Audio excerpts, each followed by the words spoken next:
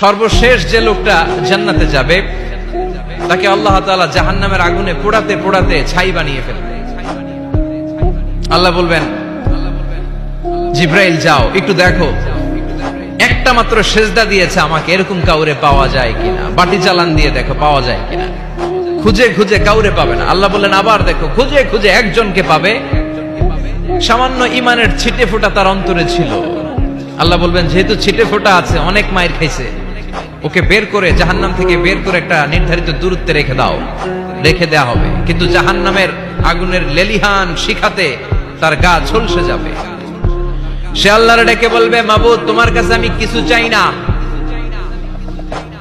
জাহান্নাম থেকে তুমি আমাকে বের করেছো, জীবন নদীর পানি তুমি আমার গায়ের মধ্যে ঢেলে দিয়েছো, আমি আবার সজীবতা ফিরে পেয়েছি। আমি তোমার কাছে জান্নাত চাই না, শুধু নিরাপদ একটা দূরত্বে আমাকে রেখে আসো, যাতে জাহান্নামের আগুন আমারে কষ্ট দিতে না পারে।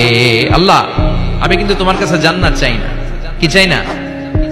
জান্নাত চাই না, কিন্তু জাহান্নামের আগুন আমারে কষ্ট দিচ্ছে, এতটা দূরত্বে রাখো যাতে জাহান্নামের আগুন আমার গায়ে না লাগে। আল্লাহ বললেন, ওকে রাখবো, কিন্তু আমার সাথে একটা কন্ট্রাক্টে যেতে হবে, যে এটা তোমাকে দিলে তুমি আর নতুন করে কিছু চাবা না। সে বলবে আমি রাজি, কন্ট্রাক্ট হয়ে যাবে।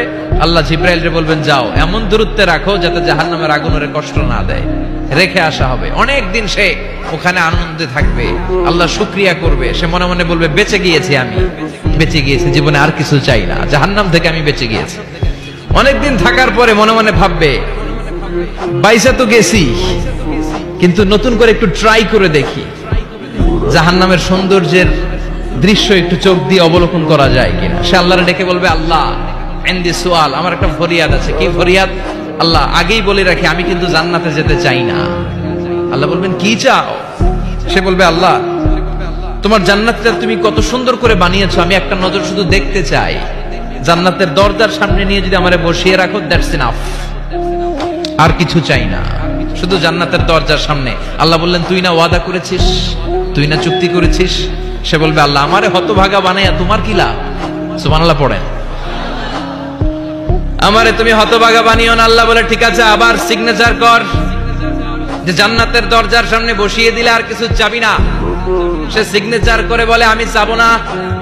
আল্লাহ বললেন, জিব্রাইল বেচারারে ধরে জান্নাতের গেটের সামনে বসায় দে।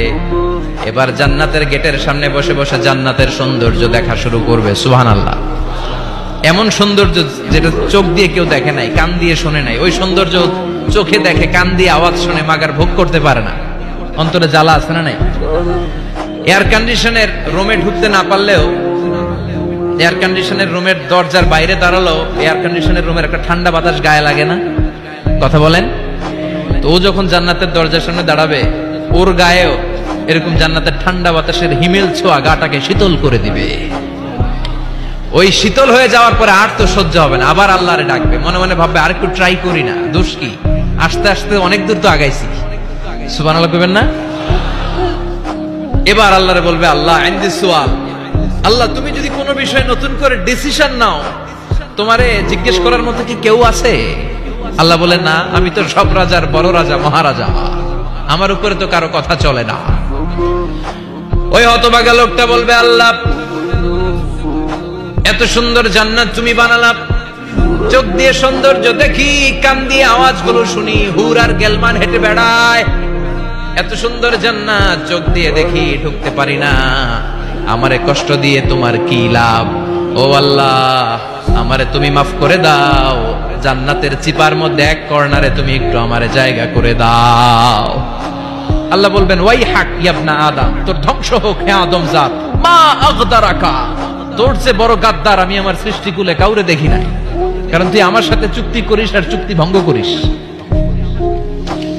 আল্লাহর রহমতের দরিয়ায় তখন জোশ খেলে যাবে, ওর আকুতি মিনতি চাহনি আল্লাহর রহমতের দরিয়ার মধ্যে জোশ লাগিয়ে দিবে।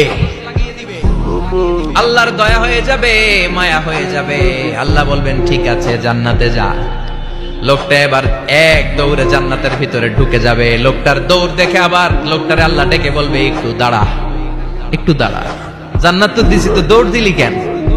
সুবহানাল্লাহ কইবেন না? লোকটি বলবে, আল্লাহ প্ল্যান তো আমি কম করি নাই,